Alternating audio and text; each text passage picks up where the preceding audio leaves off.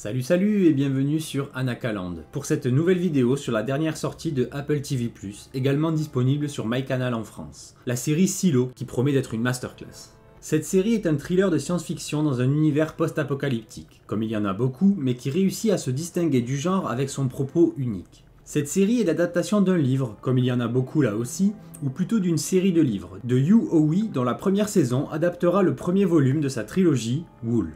Niveau direction, la série créée et écrite par Graham Yost est entre les mains de Morten Tyldum pour la réalisation. Et pour ce qui est du casting, on retrouve Rebecca Ferguson dans le rôle principal de Juliette, ainsi que David Oyelowo qui incarne le shérif Holston, ainsi que l'excellent Ian Glenn, découvert pour beaucoup dans Game of Thrones et dont, bien qu'il ne soit pas encore apparu dans les premiers épisodes, j'ai très hâte de voir ce qu'il va nous proposer dans cette série. Silo promet déjà, après seulement 2 épisodes, une immersion totale et des intrigues captivantes. Pour les amoureux du post-apo, de séries policières ou politiques, entre mensonges et manipulation, vous ne serez pas déçus. Car si le mensonge ne tue pas, la vérité, elle, le pourrait bien. Et elle est contagieuse. Cela faisait longtemps, mis à part House of the Dragon de HBO, que je n'avais pas autant été happé par une série et son univers. Je peux d'ores et déjà assurer qu'elle fera partie de mon top des séries de 2023. La plateforme Apple TV+, ne produit pas autant de contenu que certaines autres comme Prime Video ou Netflix, et se permet donc d'apporter une réelle plus-value à ses productions, avec un réel soin autant dans l'écriture que la production et la réalisation. Et ça fait plaisir. Donc si vous hésitiez encore à prendre votre abonnement chez Canal+, cette série devrait suffire à vous convaincre, ne serait-ce que le temps d'écumer le catalogue d'Apple. Pour cette vidéo, je vais me lancer dans une critique sans spoil dans un premier temps, puis comme à mon habitude, je vais m'attarder sur certains points avec quelques spoilers de ces 2 premiers épisodes. Donc sans plus tarder, c'est parti. Mais avant, comme toujours, je vous invite à vous abonner à la chaîne et à laisser un petit commentaire, ça fait toujours très plaisir de vous lire.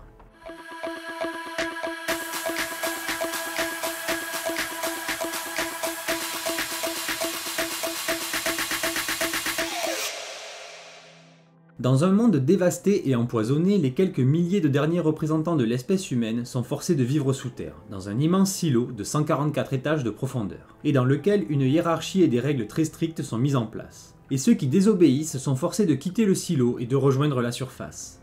Mais des questions commencent à émerger et l'une d'entre elles commence à faire son chemin chez certains individus. Le fait que les dirigeants mentent peut-être sur la réalité du monde extérieur. Alors que non, jamais les puissants n'oseraient mentir, c'est bien connu, surtout pas en démocratie. N'est-ce pas? Tout cet univers confiné sous terre est extrêmement crédible.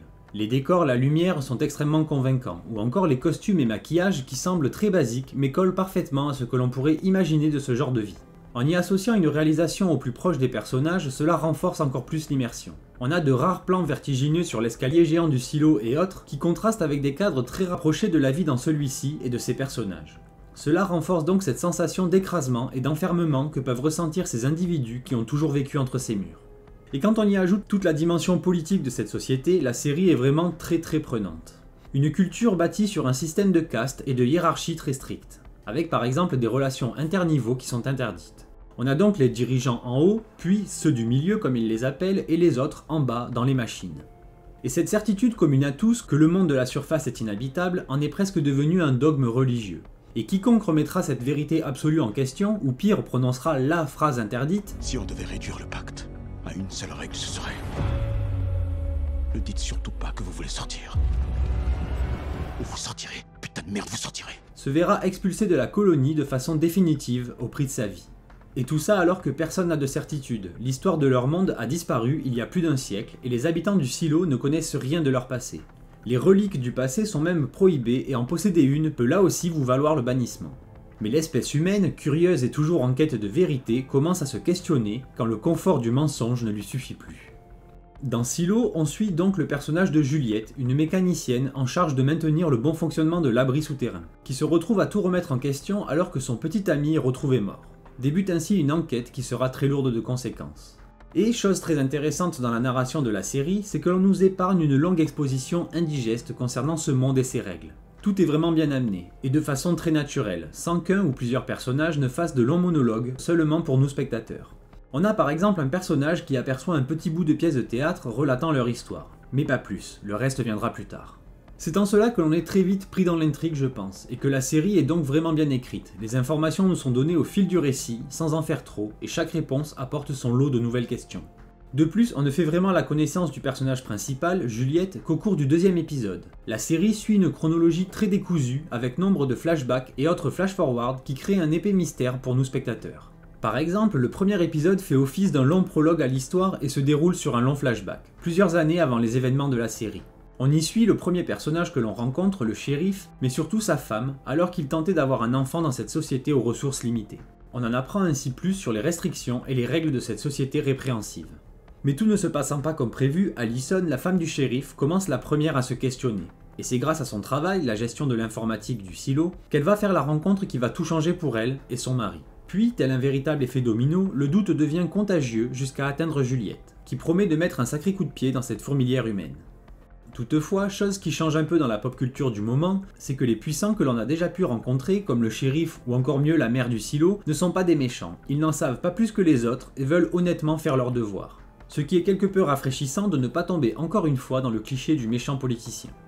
Je passe donc ici à la partie avec quelques petits spoilers de ce début de saison. Rien de bien méchant, mais si vous voulez rester vierge avant de vous lancer, je vous invite à passer grâce au chapitrage.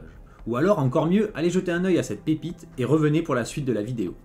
La première chose dont je voudrais parler ici, c'est concernant le contrôle des naissances qui est appliqué dans le silo. Certes, je ne suis pas du tout contre le principe de base qui éviterait une explosion de la démographie ou encore permettrait d'éviter les grossesses involontaires, et donc les parents inaptes. Mais ici, le système est dévoyé, pour on ne sait quelle raison, et les médecins ne retirent pas réellement les implants contraceptifs aux femmes quand ils le devraient. Ce qui soulève donc les premières grosses interrogations sur cette société, et sur qui est réellement aux commandes de leur monde. Et c'est cette frustration extrême couplée à quelques sous-entendus qui pousse Allison à enfreindre les règles auprès de George, un autre technicien informatique, en étudiant le contenu d'un disque dur venu du passé. Et c'est cette vérité qui est le premier domino à tomber pour Allison, ce qui va ensuite la pousser à dire la phrase interdite, et ensuite entraîner son mari derrière elle. De même que George qui lui va plus tard faire la connaissance de Juliette et la pousser elle aussi sur le chemin de la vérité. Il y a également un élément de grande importance, autant pour les personnages de la série que pour les spectateurs, car eux et nous devons nous fier à ce que nous voyons, c'est tous ces écrans qui transmettent les images de la surface, celles d'un monde désolé et aride. Et ces écrans ont donc évidemment un grand intérêt pour l'intrigue, même s'il est un peu trop vite révélé dans le second épisode, nous révélant donc le plus gros deepfake de l'histoire de l'humanité.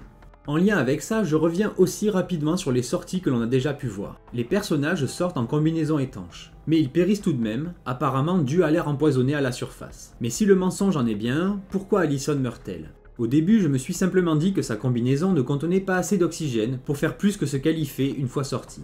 Mais ensuite, c'est au tour du shérif de vivre la même chose et il retire son casque, respirant donc l'air du monde extérieur. Mais il meurt à son tour. La question est donc pourquoi ? Et j'en suis venu à me demander si ce ne serait pas carrément l'air des combinaisons qui serait empoisonné. Qu'en pensez-vous ? Quelle est votre théorie à ce sujet ? Et concernant Juliette, sa quête commence donc après la mort de George, qui avait poursuivi ses recherches de vérité avec les infos qu'il avait obtenues du disque dur débloqué par Allison. Et on y apprend qu'il s'était enfoncé au plus profond du silo pour y faire une grande découverte. Mais laquelle ? Afin de prouver que sa mort n'était pas un accident, Juliette en vient à révéler cela au shérif qui lui avait alors promis de lui faire un signe s'il trouvait quelque chose. Et après une longue attente, il s'avère que ce signe est sur le point d'arriver à Juliette dans l'épisode 3, car Holston l'a désigné comme successeur à son poste. J'avoue que je suis très curieux de savoir ce qu'il a pu découvrir et comment, et aussi de savoir pourquoi cette information a pu pousser le shérif à choisir la mort. C'est aussi lors de cette enquête qu'on aperçoit le pouvoir et la crainte que suscite un certain groupe, le judiciaire, qui semble être soit les méchants menteurs, soit simplement leurs instruments. En effet, ce groupe tout-puissant est le bras armé de la répression dans le silo, ce qui promet donc de bons antagonistes, enfin j'espère. Enfin, dernière petite chose, et pour avoir un truc négatif à dire, il y a une chose qui m'a un peu sorti de ma suspension d'incrédulité. C'est le coup de la corde à la toute fin de l'épisode 2.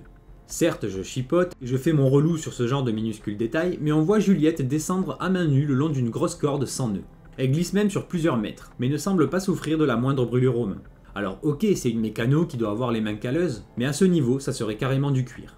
En bref, le début de cette saison répond à très peu de questions et en pose toujours plus. Mais les plus importantes sont assurément qui leur ment, et encore plus, pourquoi. Voilà, la série Silo d'Apple TV+, est donc une grosse révélation pour cette année 2023. Et ça fait du bien, un peu de nouveauté et surtout de la qualité à tous les niveaux. De l'écriture à la réal, même la musique, tout est vraiment efficace et prenant dans cette série. Les acteurs sont également au top jusqu'ici, et j'ai donc vraiment hâte d'en découvrir la suite qui promet d'être une masterclass. Je reste à l'affût pour la suite et j'y reviendrai à la fin de la saison si je vois que cette série vous branche autant que moi. Alors pensez aux commentaires pour aider au référencement de la vidéo, et si la vidéo vous a plu, bombardez-la de likes, ça donne toujours plus de force pour continuer. Sur ce, je vous laisse, bonne continuation et à très vite sur Anakaland. Bye.